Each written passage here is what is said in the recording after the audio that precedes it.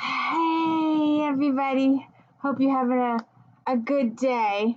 I'm trying to learn sign language here to teach, and I need all the help and support I can get, so please hit the like and subscribe.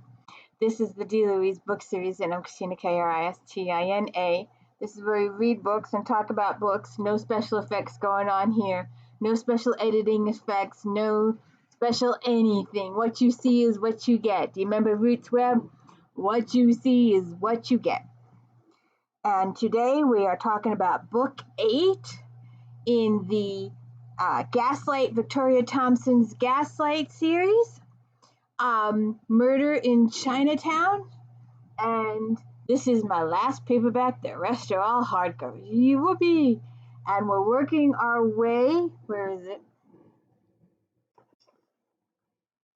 We're working our way towards this one. I can't wait to finish all of them because we're binge reading, and we're working our way towards Murder in Rose Hill. So we look forward to that. But right now we are doing book 8. Sarah Brandt is a midwife. She's also got very, very, very rich parents, and they were estranged at the beginning of the series, and they are working together to get back together. They're working to solve their issues. So they are slowly working out their issues with each other. So they're starting to socialize again. She's starting to visit her parents. She's starting to reestablish her relationship with her parents. So they're working on that. Then we have Detective Sergeant Frank Malloy with the New York Police Department, and he's trying his best to do a good job. He's one of the honest policemen. We hear a lot about the corruption during this time period and taking bribes, and a lot of times officers wanted a handout to continue investigating, and that's what happened with Sarah Brandt's husband. He was murdered, and the cops told his family that it was a robbery gone wrong. If they had known, Frank later explains to Mr. Decker at one point that if they had offered a handout, the cops might have done something about it, because Frank explains to him that Tom Brandt had all of his belongings, his watch, his coins in his pocket, his medical bag. Nothing was taken from him when he was, yes ma'am, when he was killed. He had everything with him. So Frank is getting a reputation for being an honest police officer. He's also been working with Roosevelt. Roosevelt is the new commissioner, although he won't be commissioner for too long. But what do I do with the book? So then we have Mrs. Ellsworth. Oh, well, let me back up here. Frank has his mother and his son, Brian. Frank is a single parent living with his mother and his son. His son is deaf. He also had a club foot, and Sarah recommended a Pacific doctor, Dr. Newton. Dr. Newton repaired the foot, so Brian does have a little bit of a limp, but he can walk. And also now, under Mrs. Brandt's tutelage, Frank sought a school for the deaf, and Brian is learning like crazy. He's learning speed lightning.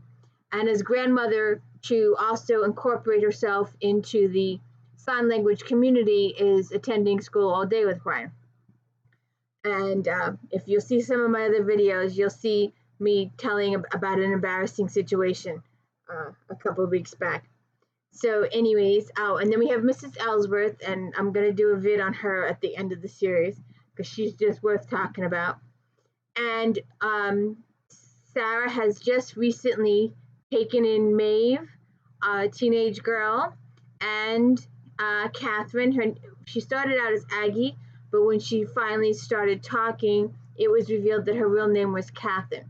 She had been mute for a couple years, just wouldn't speak, has been through some kind of traumatic experience, and is still working through it.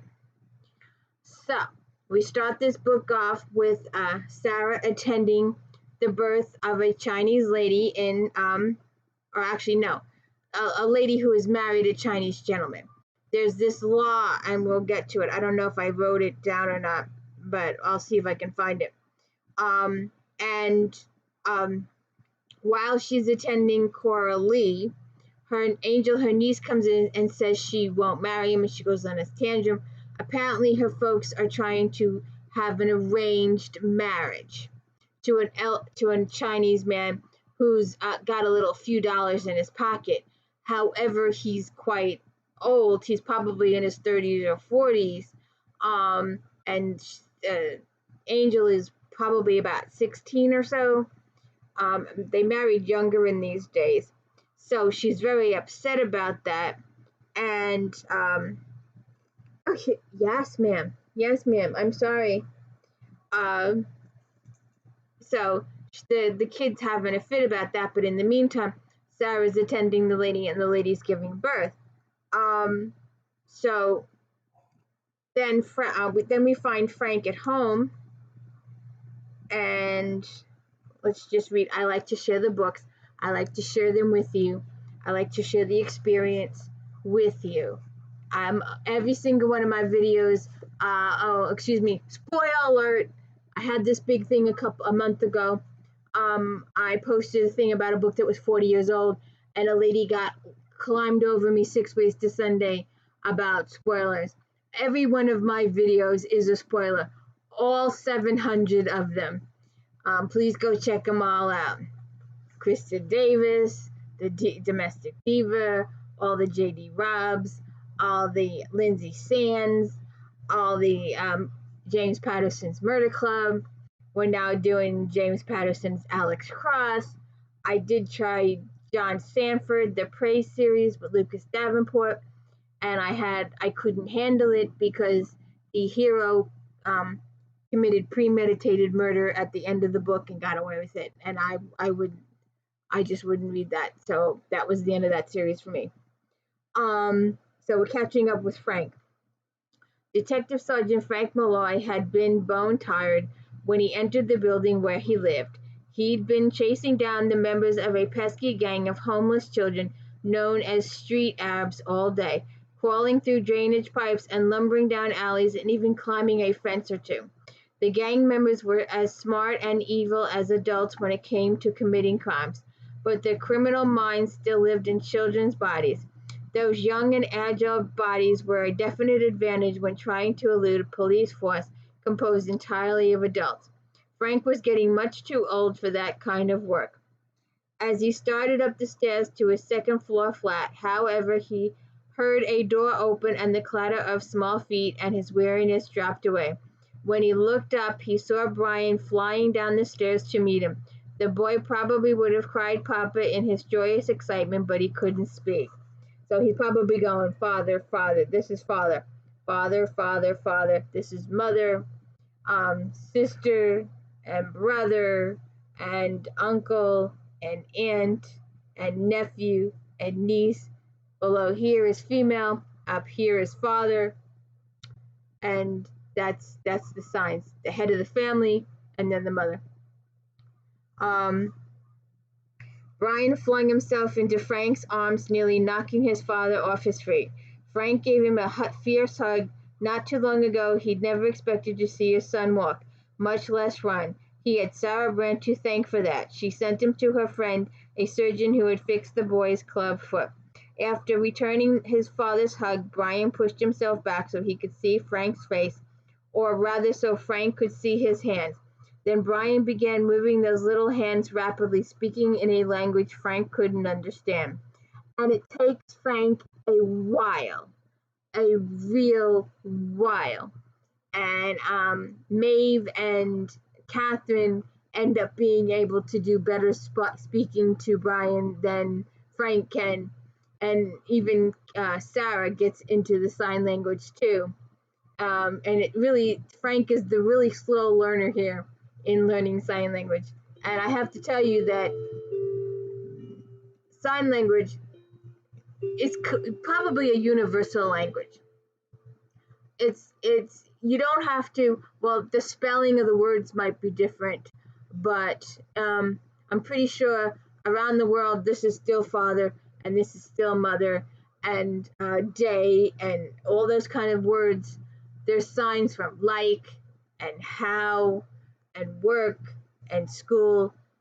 It doesn't matter what language you speak, they still mean work and school and day and before and understand or remember and cute.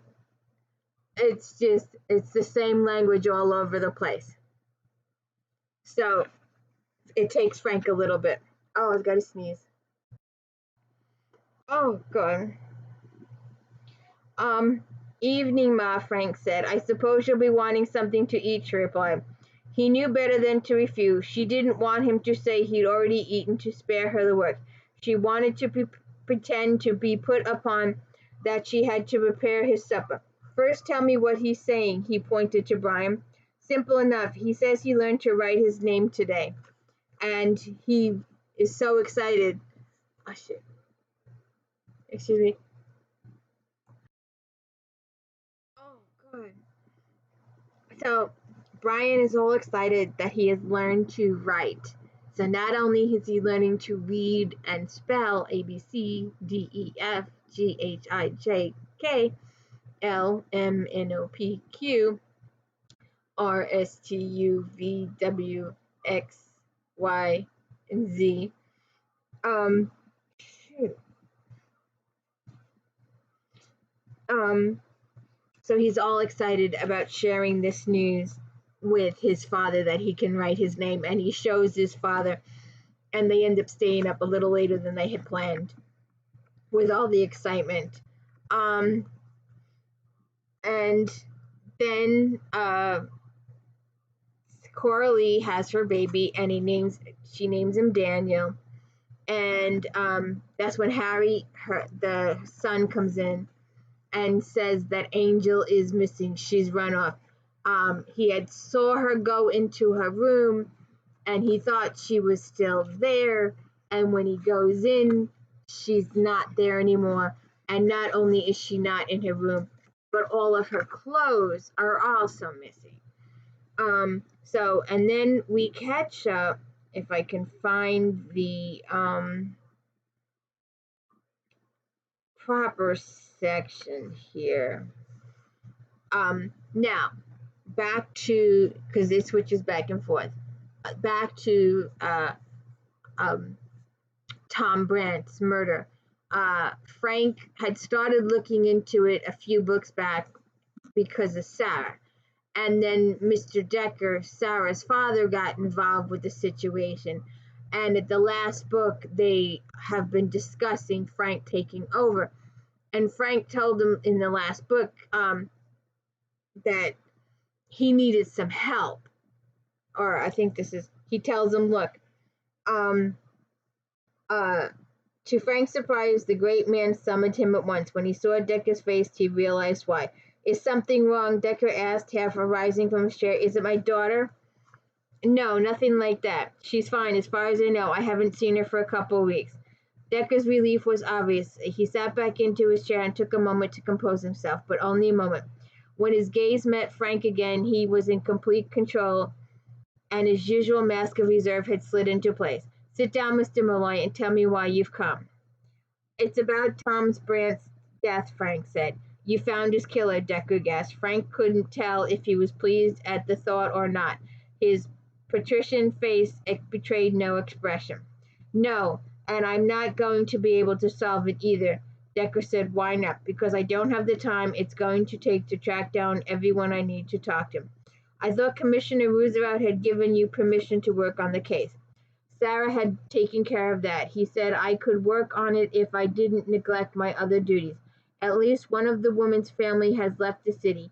It could take weeks to find all of them. Before his death, Tom Brandt had taken a deep interest in the cases of several young women who had developed a mysterious form of insanity that made them believe the good doctor had seduced them. At least Frank hoped it was their insanity that made them believe it. You're convinced that one of the women is connected to Frank's death. They're the best lead I have. What do you want me to do? Frank managed not to sigh. He didn't want Decker to do anything, but he had no choice. Hire a Pinkerton again. Remember, they're a big detective agency during this particular time. Have him locate all the families, find out which one of the women had fathers who were alive at the time Brandt was killed. If I'm going to all that trouble, I could simply ask the Pinkerton to solve the case, Decker pointed out. Frank says no. I don't trust them to do the job right. We only have one chance to question these people. If your Pinkerton asks the wrong question or misses a clue, we'll never find the real killer. You want to question them yourself, Decker said. You think you're the only one who can do the job right. I'm the only one who can do it right because he's the only one that cares. And then we go back to Sarah goes to Minnie's house the next day, and Angel is still missing. And then Sarah spends some time with Mrs. Els. Oh, God, just a minute. Oh, my nose is horrible. So Sarah spends some time with Mrs. Ellsworth, Maeve, and she talks to Maeve is going to end up being a very good person to talk to about teenage issues, about grift issues. If you remember, Mavis Freestone used the grift that played a con on people. Maeve is going to be a fountain of information. She's going to be a very intelligent young lady, and she's going to be very helpful to Sarah and Frank in their future cases. So Maeve asks a few questions, and Maeve suggests that Angel may not have gone to a girlfriend's house to hide, but to a man's house. Sarah has some food and coffee, then heads back to Chinatown to see if Angel has returned and to offer up Maeve's suggestion. So they ask her brother Harry, who is acting as Angel's protector. Damn it. I'm going to have to get a sweater or something. Walked her to school, brought her home from school, was the older brother, make sure she was treated right. So they try and make the suggestion about a guy to Harry and the father, Charlie, and they both get angry at the suggestion. So then Frank goes to see Sarah, Catherine, and Maeve. Sarah tells Frank about Angel and how she's missing. They discussed that she may have told the girlfriend where she was and who was she with, but she had made her girlfriends, the old pinky swear, don't tell.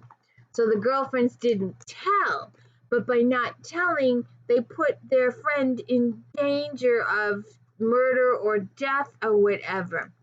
So Sarah Lee goes back to the apartment, and they go back and talk to their best friends, Biddy and Una. Okay, I had a major computer malfunction, and my video stopped in the middle of it, and I did not realize my video had stopped recording. So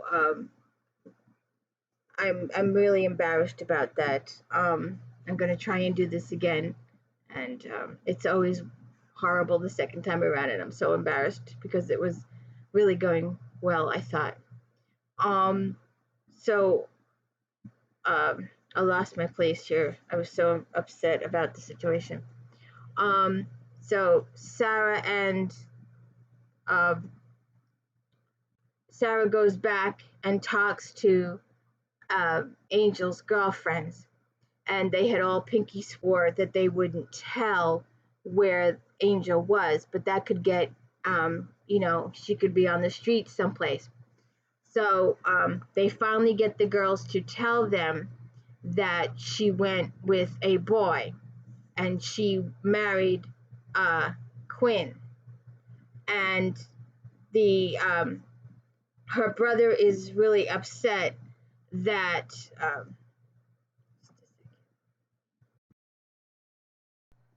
okay.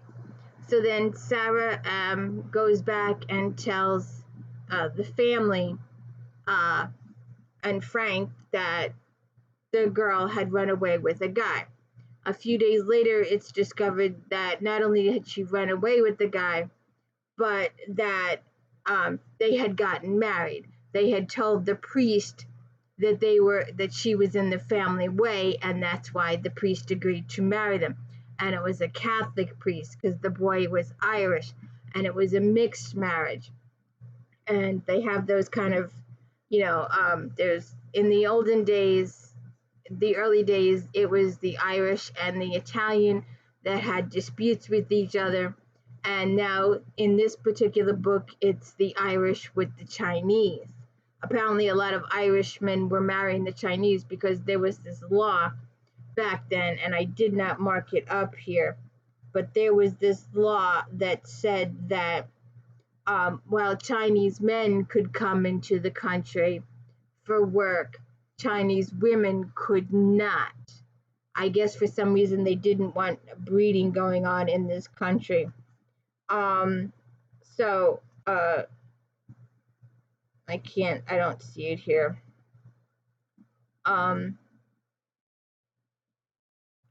So anyways, I'm so upset about this thing.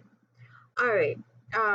So they go and they discover that Angel has married this gentleman, and she wasn't happy, but she was too stubborn to admit that she wasn't happy. Angel had come from a semi-middle class family where she had her own room and clothing and, in a nice place, and her father owned a laundry. And when she married Quinn, she reduced herself to living in the same bedroom as 7 other people and didn't want to have relationship with her husband when there were 7 other people in the room. And they were also, his mother, Quinn's mom, was upset with Angel because she was in this particular place. She was expected to earn her keep, to take in sewing or laundry or do something to earn money to contribute to the entire household. And Angel was just out of the schoolroom. In fact, she was still going to school at the time of this book and was not accustomed to this kind of tradition at all. Oh, she's going off again. She's going to buy 2, 3, 4, 5, 6, only 6. So then Harry gets a little upset and he feels a little guilty. Harry is Angel's brother, and he feels a little guilty because he was his sister's protector.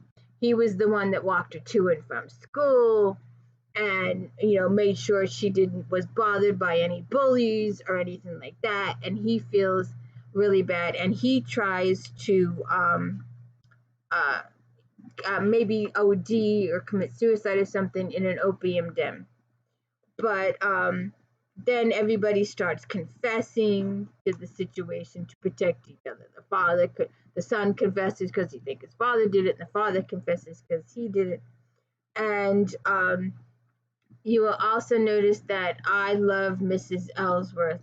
She is just the absolute best.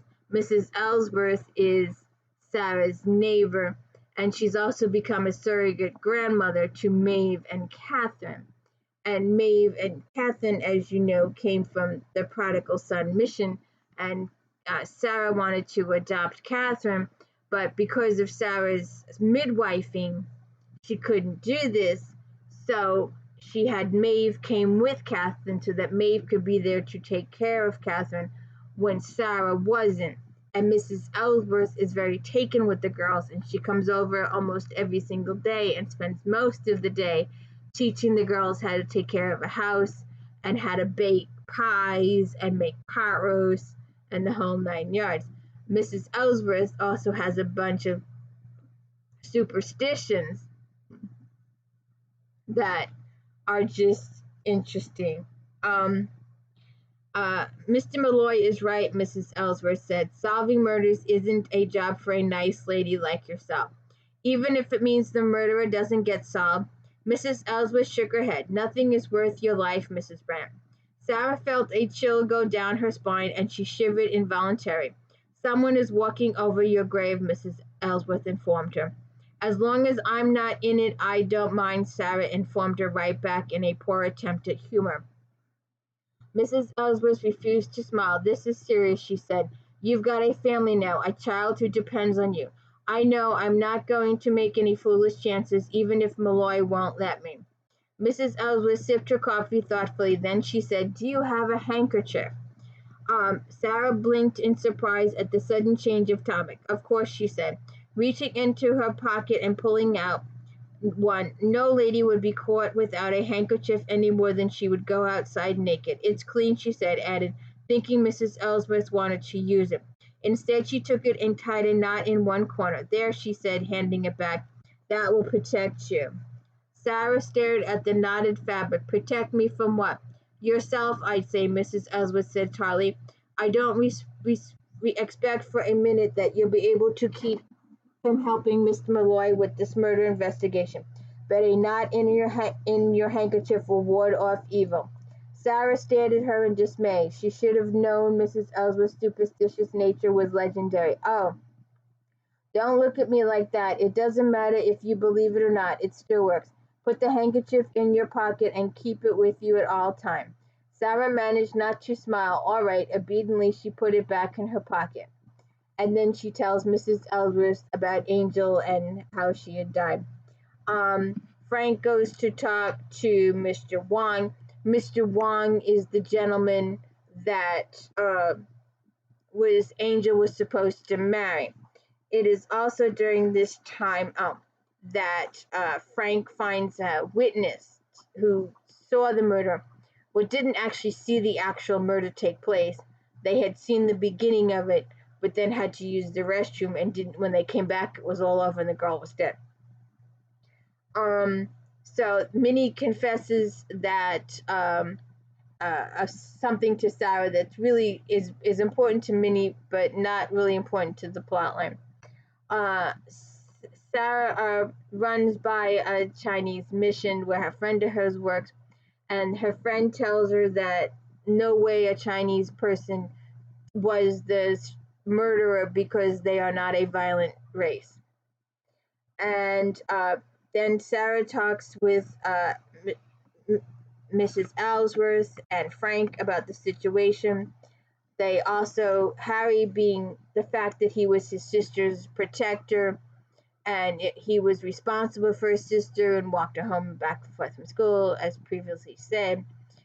He goes to an opium den to try an OD. Then they go talk, they save his butt. Mrs. Brandt actually happens to be there and makes him vomit it all up because whatever it was, he'd eaten it, not inhaled it. So then they discover that Keeley, a friend of Angel's, decided that if Angel wasn't going to have the rich man, Mr. Wong, she was going to have the rich man, Mr. Wong. So she goes and sells herself to Mr. Wong. And then her parents decide to get in on it and decide, give us the bride price. If you're going to keep our daughter, we want her bride price.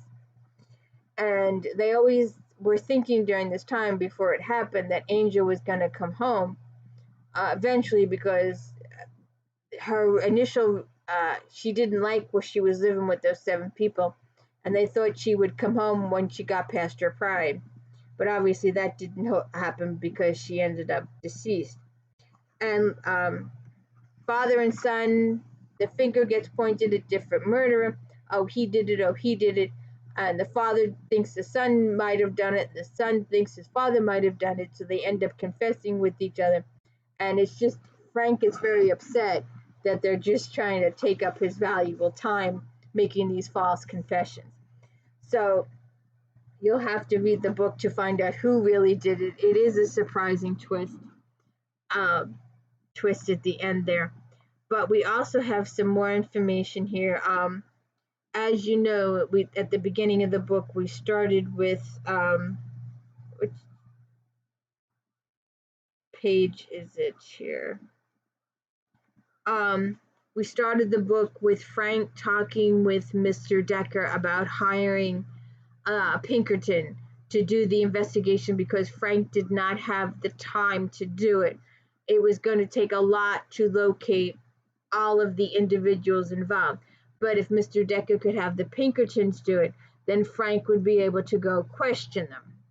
So after our situation is handled, Frank goes and sees Mr. Decker. I've read about you in the papers, Decker said. Frank imagined he'd heard disapproval in his tone, but he couldn't be sure. The press loved the story about the murdered Chinese girl. Your message said you had some information for me, Frank said. That's right. I admit I didn't believe you when you said you didn't have the time or resources to trace down the woman yourself. I was afraid that you were just trying to delay the investigation. Why would I do that? Decker considered the question carefully. I don't pretend to understand your motives, Mr. Malloy. We both know you already lied about your reasons for wanting to find Dr. Brandt's killer. I didn't lie, Frank lied. Decker smiled. There are lies of admission. Frank didn't bother to respond to that. He'd once thought that solving Brandt's murder would give Sarah some peace, but he was no longer certain of that. Decker wanted Sarah to find out her husband wasn't the saintly young doctor she believed him to be, so she'd give up her devotion to his memory and his work. So he hired the Pinkertons. He tells Frank that he hired the Pinkertons, and he gives him the information. And then Frank says, then Mr. Decker says, Commissioner Roosevelt gave me permission to work on the case, he reminded Decker. So I will. One of the families lives outside the city, Decker pointed out. You have no authority there. Frank goes, well, they don't know that. Decker nodded. There's something you need to know, Mr. Malloy, but you can't reveal this information to anyone, not even my daughter. Do I have your word? Nothing in Frank's life experience led him to believe this would be good news. Yes, you have my word, he promised, oddly flattered that a man like Decker would consider that promise valid, coming from someone like Frank. You know that our new president owes Commissioner Roosevelt a debt, even though Theodore had reservations about McKinley in the beginning. He campaigned for him vigorously. And politicians always pay their debts, Frank said, understanding the process only too well. That's right. He will be giving Theodore a political appointment, and when he does, Roosevelt will resign from the commission. Rumors were already circulating. Roosevelt is an honorable man, Decker said. Honorable men are rare and usually despised by those who are not. He made a lot of enemies, Frank agreed. Enemies who will no doubt ensure an end to his reforms to the police department, among other things. Frank remembered only too well the police had operated before Roosevelt had taken office 2 years ago, the same way it had operated since the first men were issued leather hats that marked them as law enforcement officers back in the 20s. Men were hired and advanced through the ranks, not on merit, but by bribing those in charge. Cops investigated crimes only when they were paid a reward for doing so. Justice came only to those with the means to pay for it. I'd better find Dr. Brandt's killer before Roosevelt leaves then, Frank said. How long do I have? A few weeks at most. There's already speculation, so the newspapers may learn about it sooner. Thank you for the information, he said, rising to his feet. I didn't do it for you, Decker reminded him. I want to know what happened for Sarah's sake. Frank says, so do I. And then there's a brief dinner that you can read. It's very nice, with Maeve, Malloy, Brian, Catherine discussing the case and Roosevelt. And you'll have to check it out. So we're looking forward to Book 9, Murder on Bank Street, and we are working our way towards Murder in Rose Hill. That just came the other day. We did a big unboxing with my books. You'll have to check out. I'm actually a published author now, big nonfiction though, genealogical records. So hopefully this video is okay, please hit the like and subscribe. Let me know I'm doing a good job. I tried really hard here. I know I messed up with the computer, but Maeve will also, before I forget, I don't know if I mentioned this previously, but I did it the first time around. Maeve will become a very important part of Catherine, of Sarah, Brandt, and Frank's life. She will be able to provide them with a point of view that neither one of them were exposed to, being on the grift with Mavis Freestone and in Eve Dallas's thing.